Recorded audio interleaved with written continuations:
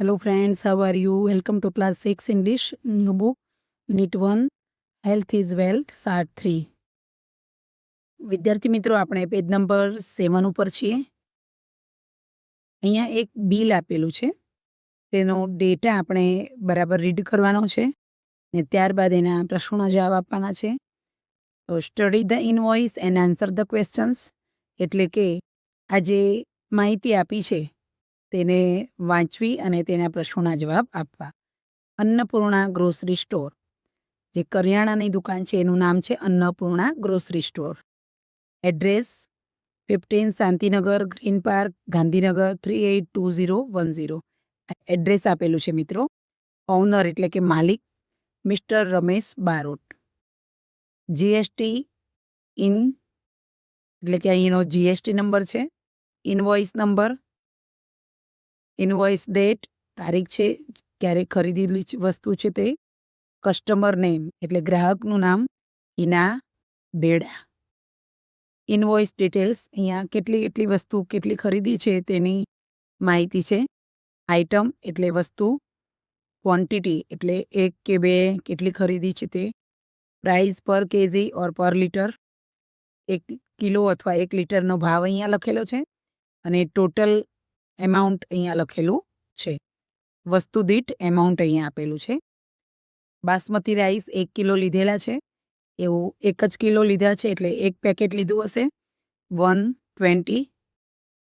અહીંયા 1 જ પેકેટ છે એટલે 120 એની પ્રાઇસ હશે. વ્હીટ ફ્લોર ઘઉંનો લોટ 10 કેજી, 10 કેજીનું 1 પેકેટ એટલે 40 રૂપિયા. હવે અહીંયા 1 કેજીના 40 રૂપિયા છે, તો 10 કેજી લીધું છે એટલે 400 રૂપિયા લખેલા છે. ત્યારબાદ છે ગ્રાઉન્ડનટ ઓઇલ 2 લીટર લીધું છે. ગ્રાઉન્ડનટ ઓઇલ એટલે સિંગ તેલની વાત ચાલે છે. તો 1 લીટરનો ભાવ 150 રૂપિયા છે, તો એ 2 લીટર ખરીદ્યું છે તો 300 રૂપિયા થયા છે. ત્યારબાદ સુગર એટલે કે ખાંડ 2 કેજી એને ખરીદી છે. 1 કેજીનો ભાવ 45 રૂપિયા છે એટલે 45 તે 45 90 એટલે 90 રૂપીસ થશે. ત્યારબાદ છે તૂર દાળ એટલે કે તુવરની દાળ, જે આપણે દાળ બનાવીએ છીએ તે, 1 કિલોનો ભાવ 1 કિલો લીધું છે અને 1 કિલોનો ભાવ 220 રૂપિયા છે એટલે 220 આવશે. ત્યારબાદ મસાલા ટી પાવડર, ચાનો મસાલો 500 ગ્રામ લીધો છે, 1 કિલોના 360 રૂપિયા છે એટલે આને 500 ગ્રામ જ લીધો છે એટલે 180 રૂપિયા બિલમાં લખેલા છે. ત્યારબાદ છે ડિટર્જન્ટ પાવડર, કપડાં ધોવાનો પાવડર 2 કિલો લીધો છે, 1 કિલોનો ભાવ છે 37.50 કે 37 રૂપિયા 50 પૈસા, તો 2 કિલોનો ભાવ થશે 75 રૂપિયા. અહીંયા આ રીતે બિલ અને એનું એમાઉન્ટ આપેલું છે, તમે જોઈ શકો છો. અહીંયા ટોટલ એમાઉન્ટમાં સબ ટોટલ એટલે કે અહીંયા બિલની કિંમત થાય છે 1385 રૂપિયા. એના ઉપર જીએસટી એમાઉન્ટ લાગશે 69.25 રૂપીસ. તો ટોટલ જીએસટી સાથે 1454 રૂપિયા અને 25 પૈસા થાય છે. પેમેન્ટ મોડ અહીંયા લખેલું છે અને thank you for shopping with us, we look forward to serving you again. Shopping કરવા બદલ તમારો આભાર અને અમે ફરીથી તમે આવો તમારી સેવા કરી શકીએ તેની રાહ જોઈએ છીએ. તો આ રીતે આ બિલ ટોટલ આપેલું છે. આ રીતે આપણે અભ્યાસ કરવાનો. વિદ્યાર્થી મિત્રો, અહીંયા બિલ આપ્યું છે એ સિવાય ઘણીવાર કોઈ ગ્રાફ આપેલો હોય છે, કોઈ એડ્રેસ આપેલું હોય છે, વિઝિટિંગ કાર્ડ આપેલું હોય છે, એ ઇન્વિટેશન કાર્ડ આપેલું હોય, તો એનો અભ્યાસ કરવાનો અને ત્યારબાદ બધી ડિટેલ બરાબર રીડ કર્યા પછી તેના પ્રશ્નોના જવાબ આપવાના હોય છે. પેજ નંબર 8 ઉપર આ રીતે 5 પ્રશ્નો આપ્યા છે, એના જવાબ હું તમને આપીશ.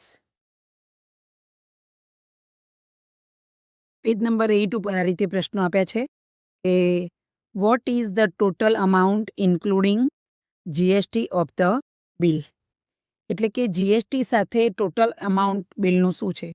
તમે આગળ જોયું એ પ્રમાણે the total amount of the bill is rupees 1454.25. તમે અહીંયા જીએસટી સાથેનું આ ટોટલ અમાઉન્ટ જોઈ શકો છો. ત્યારબાદ છે નંબર 2માં who is the owner of the Annapurna grocery store. એટલે કે અન્નપૂર્ણા ગ્રોસરી સ્ટોરના માલિક કોણ છે? તો mister Ramesh Barot is the owner of Annapurna grocery store. બિલની શરૂઆતમાં જ આ રીતે મિસ્ટર રમેશ બારોટ ઓનરનું નામ આપેલું છે. નંબર 3માં છે how many litres of groundnut oil were bought. કેટલું સિંગ તેલ ખરીદ્યું છે? તો 2 liters of groundnut oil were bought. 2 litre સિંગ તેલની ખરીદી કરેલી છે. અહીંયા જોઈ શકો છો 2 લીટર. આ રીતે બિલમાં માહિતી આપેલી છે. નંબર 4માં આવશે when was this invoice generated. આ બિલ ક્યારે બનાવવામાં આવેલું છે? This invoice was generated on 21st October 2024. વિદ્યાર્થી મિત્રો, બિલ જ્યારે બન્યું ત્યારે ઉપર ડેટ લખેલી છે. તો આ બિલ ક્યારે બનાવવામાં આવ્યું છે? 21 ઓક્ટોબરના દિવસે બનાવવામાં આવેલું છે. જેવું બિલ અહીંયા શરૂ થાય છે ત્યાં જ અહીંયા તારીખ આપેલી છે. નંબર 5માં જોઈશું was the GST amount included in the invoice. શું જીએસટી અમાઉન્ટ આની અંદર સમાવેશ કરવામાં આવેલું છે? તો હા, આવેલું છે મિત્રો. Yes, the GST amount was included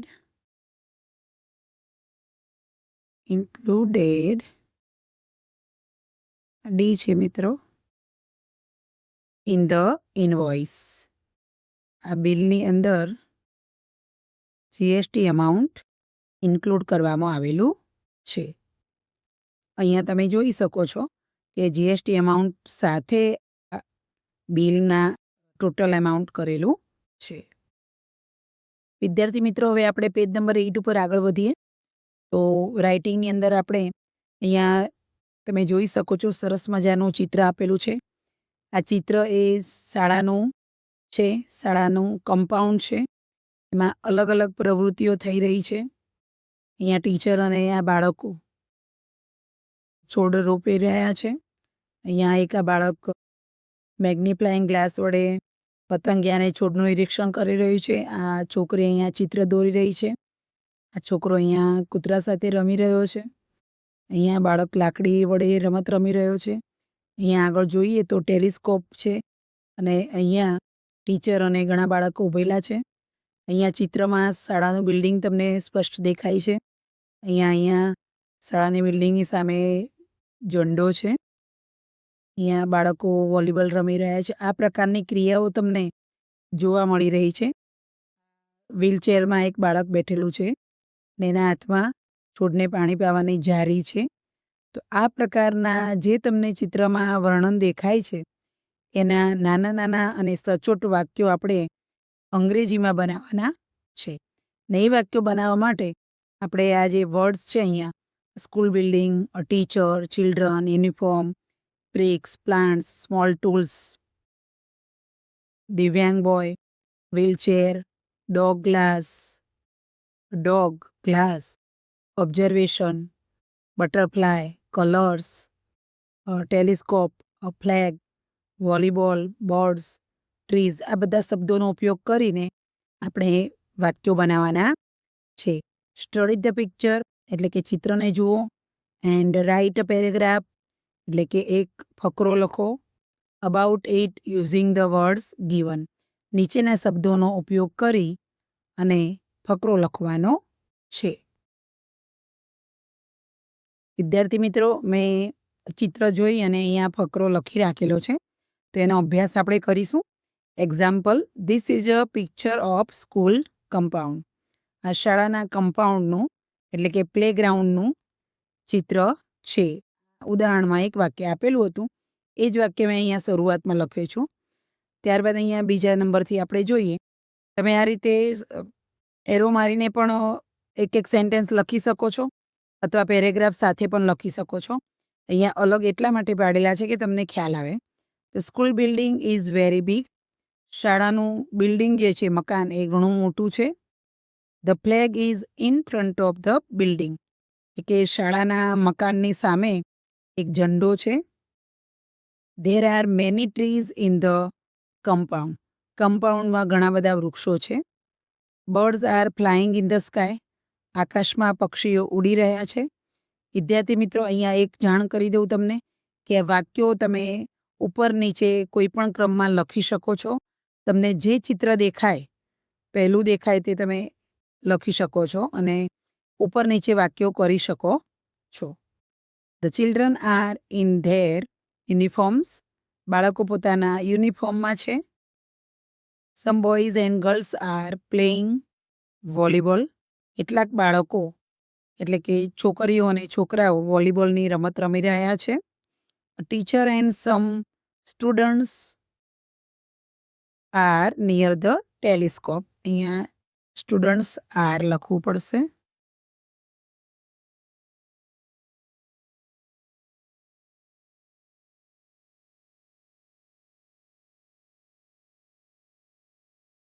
near the telescope.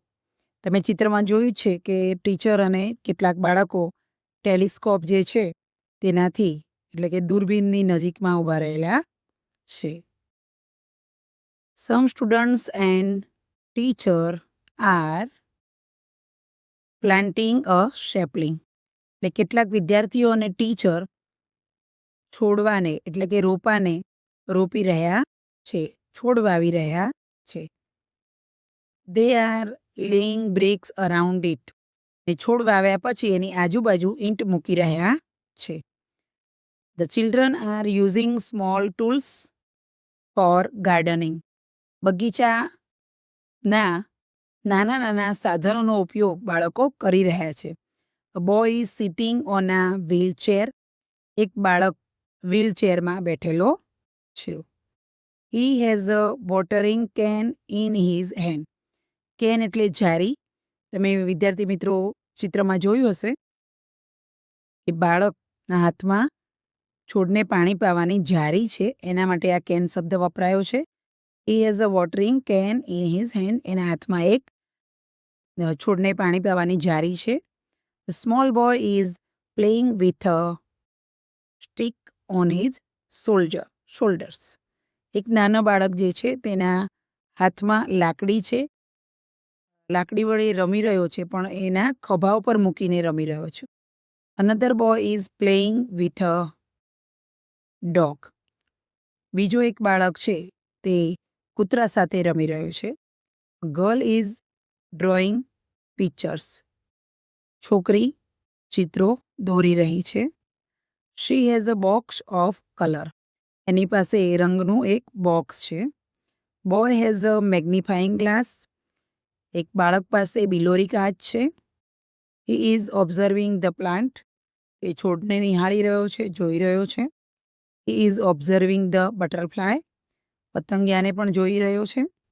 Butterfly is sitting on a plant. પતંગિયું છોડની ઉપર છે. તો વિદ્યાર્થી મિત્રો, આ રીતે આપણે ઘણા બધા વાક્યો હજી પણ બનાવી શકીએ છીએ. પરીક્ષાની અંદર 7 થી 8 વાક્યો તમારે બનાવવાના હોય છે. કોઈક વાર 10 વાક્ય પણ આપે છે. આ રીતે તમે 10 કરતાં પણ વધારે વાક્યો બનાવી શકો છો.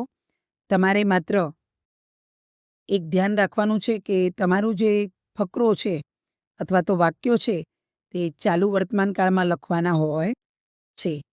તમને જે દેખાય તે તમારી રીતે તમે લખી શકો છો.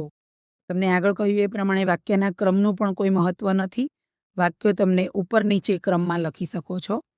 તો વિદ્યાર્થી મિત્રો, આજે આપણે અહીં સુધી અભ્યાસ કર્યો. ફરીથી પાર્ટ 4માં આપણે આગળ અભ્યાસ કરીશું. ત્યાં સુધી રજા લઈએ. જો વિદ્યાર્થી મિત્રો તમને વિડીયો ગમે હોય તો લાઇક, શેર અને સબસ્ક્રાઈબ કરજો, જેથી કરીને બીજા વિદ્યાર્થી મિત્રોને પણ આની મદદ મળી રહેશે. તો આવજો મિત્રો, ફરીથી નવા વિડીયો સાથે મળીએ. ત્યાં સુધી ગુડ બાય. Thank you.